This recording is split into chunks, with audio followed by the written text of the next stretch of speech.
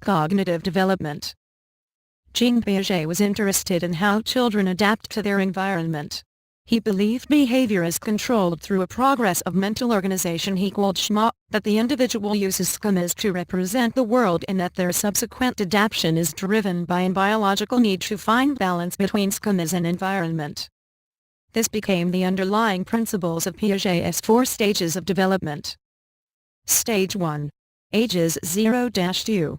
Sensory motor stage. In this stage the child is learning about herself and her environment through motor and reflex actions, thought derives from sensation and movement. Stage 2.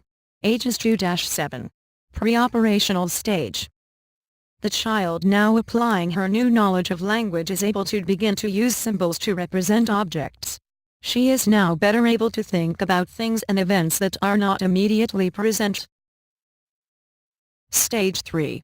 Ages 7-11. Concrete operational stage. This stage sees a shift in the child's cognitive thinking. The child is beginning to be able to think in an abstract way and make rational judgments. However, as this stage is concrete, the child still struggles applying prior knowledge in abstract situations. Stage 4. Formal stage. The child no longer needs concrete objects to make rational judgments and is capable of hypothetical and deductive reasoning. In this stage, children look at problems in a more adult-like manner, now able to consider solutions with a more logical way of thinking.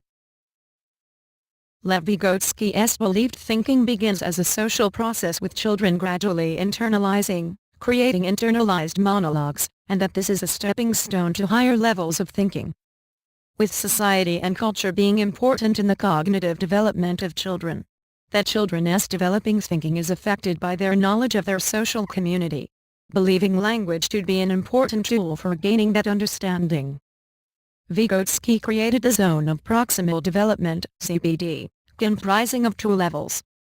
Level 1. The present level of development. This describes what the child is capable of achieving without help from others. Level 2. The potential level of development. This is what the child could potentially be capable of with assistance from others. The distance, the gap between these levels, is what Vygotsky described as the zone of proximal development. Knowledge must be appropriate for the child's level of comprehension. Anything that is too complicated for the child to learn that is not in their ZPD cannot be learned until there is a shift in their ZPD. When the shift occurs, the child is able to continue learning. Another important part of this theory is scaffolding, described as when an adult provides support for the child, adjusting the amount of help they give or offer depending on the progress of the child. Moral development. Lawrence Kohlberg's theory has 3 main categories divided into 6 stages of children's moral development. Pre-conventional. Before 9. Stage 1. Obedience and punishment orientation. Rules are sacred, beyond reproach. Stage 2. Individualism and exchange. Fair exchange becomes more important. Conventional. Early adolescence. Stage 3. Good interpersonal relationships. Children develop a deeper understanding of the motivations and intentions behind action. Stage 4. Maintaining social order. More likely to be seen in teenagers, as they broaden their focus to consider the impact of actions in society, not just individual. Post-conventional. Early adulthood. Stage 5. Social contact and individual rights.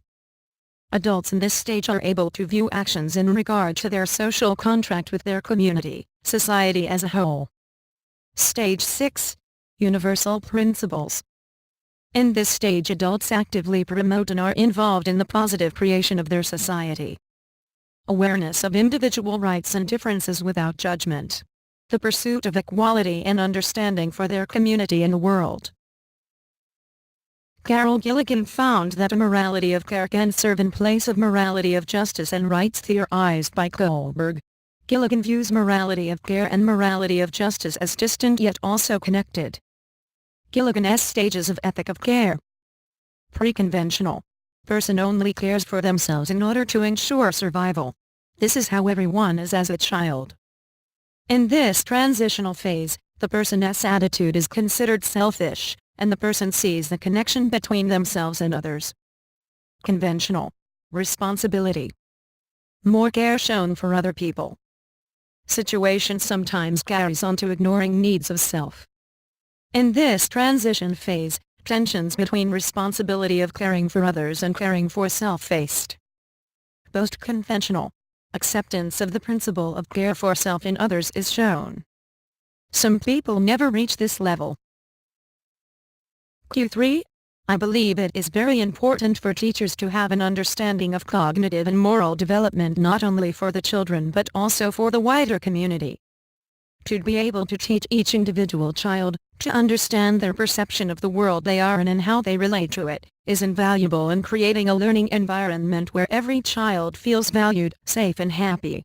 Creating an environment where the child feels understood and supported gives each child the best chance at learning. Taking an active part in seeking to see the world through the child's filters and to relate back to them in a way they can understand and retain would build a child's confidence in themselves and hopefully their community. Ideally becoming adults who seek to reach stage 6 of Kohlberg's theory of moral development universal principles. Q4. Of course, after understanding the theories, the next step is to know how to use that knowledge practically in the classroom. Being able to create a lesson plan for a new class based on their age group and size of the class on paper. Then having the knowledge and skill to be flexible with that plan as I get to know individual children and their individual stages of development, to hopefully create an environment where everybody is progressing along together. Not catering to who is in front or who is behind, but as a group, using Vygotsky's scaffolding theory where needed to support the individual. Q5. In a grade 2 classroom, an example of applying the knowledge of cognitive development could be creating a lesson where the children are able to fully interact with each other and learning materials. A task is set where simple math problems are worked out using tennis balls and buckets. I would be assisting where needed and guiding the class. After the exercise we would discuss what different ways they children worked out their maths task using the materials they had. What did they learn? Q6. I believe my role as teacher will become an important example for the children in the school I work, not just my class. My interaction with the students, using moments as they appear as teaching opportunities I hope will positively affect their moral development. For a grade 4 class I would create a lesson where we divide into small groups to write the end to a short story involving a child with a moral dilemma they can relate to. They can then read or act out their story to the class in their groups.